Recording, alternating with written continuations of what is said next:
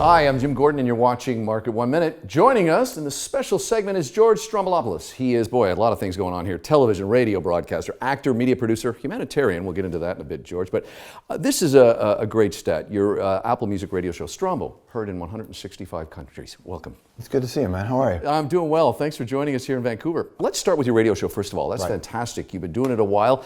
I love that you're able to kind of go in and do what you want to do and what you enjoy most. You know, it's at this stage of my career, I want to work with people who have similar values. And the people at Apple had called me and asked me to be a part of the launch of this new station where we celebrated music, the people who made them, and the conversations as to why they're important.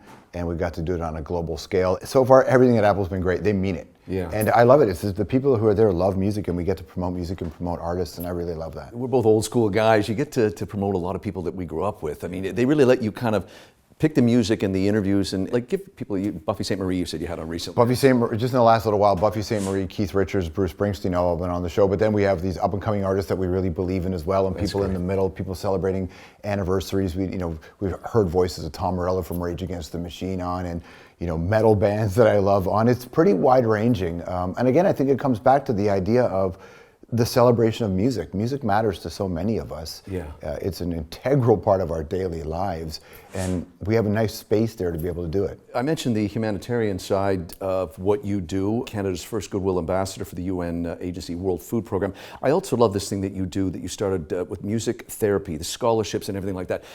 Talk a bit about how important film and music is in terms of therapy and what you guys do. I think that every human being has to do what they can to clear a path for somebody else, right? And you and I are lucky enough to be in a position where we get paid to talk about things that we find interesting. And I think that if we just made this experience about our experience, we would really suck. Yeah. It wouldn't be the point, right?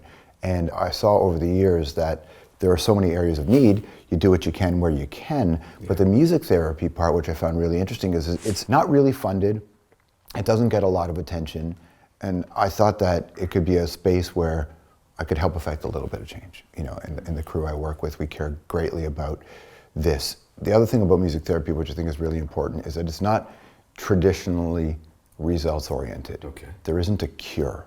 This is about quality of life. This is about empathy. This is about compassion. And so music therapy is about creating just a lovely space for someone to have just a little bit of ease. It's about making impact in places that aren't getting a lot of love and a lot of attention. How is the business, in your opinion, from what you've seen over the last 30 plus years you've been involved? The media business? Yeah. Talk a bit about your beginnings and how you've seen things change over the last 30 years. It's changed dramatically. I started, my first radio show was a pirate radio station, an illegal radio station in a neighborhood called Rexdale I grew up in. And then from there I came out to BC. I worked in Kelowna at a rock station.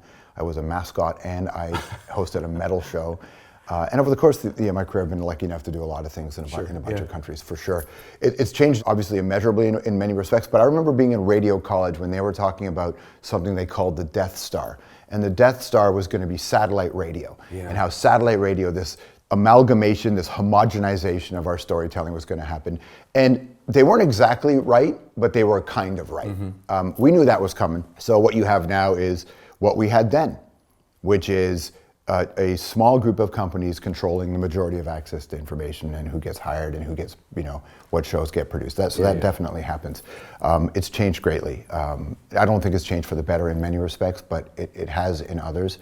One thing you're going to see in the future is it's going to be all sponsorship, but in a different way. So there's a company called X for Y that does this now, where they take directors who aren't making money making short films or whatever, but if you come up with an interesting pitch, you will go to pick a random company. Yeah. Procter & Gamble. Procter & Gamble will give you X amount of dollars to make your film or to make a commercial for them. And that's where it's going to go. As for distribution, I don't know. A lot of the podcasters, they have found ways to take some of the control back from these big companies by going out there and generating their own support. That's where we're at. You're starting to see people finding ways to be their own entrepreneurs and having access to audience. You're seeing TikTok creators make more money than people in traditional media. And I think that's great. I think it's fabulous. I think anything that destabilizes a gatekeeper's hold on a business is important. It's not always positive, but it doesn't have to be. No, it doesn't. Because mainstream media hasn't always been positive. So we're in the early stages of these changes, I think. And when I say early, it's like a decade of Instagram. Like it was maybe 10 years, like it's new.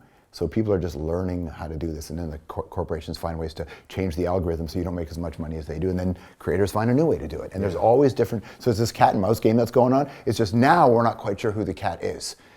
Now the creator can be the cat as well and destabilize the traditional place. Listen, it's been great having you here in Vancouver. I love the city. Oh yeah. His radio show is called Strombo. You can find it on Apple Music Radio, and it's available in 165 countries. And congrats again on all the humanitarian work you do, sir. Thanks, buddy. Good to see you. Good to see you. It's George Stroumboulopoulos here on this Market 1 Minute. I'm Jim Gordon. Thanks for watching.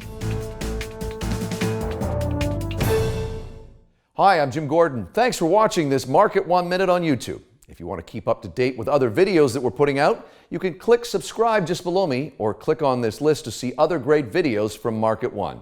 And thank you again for watching.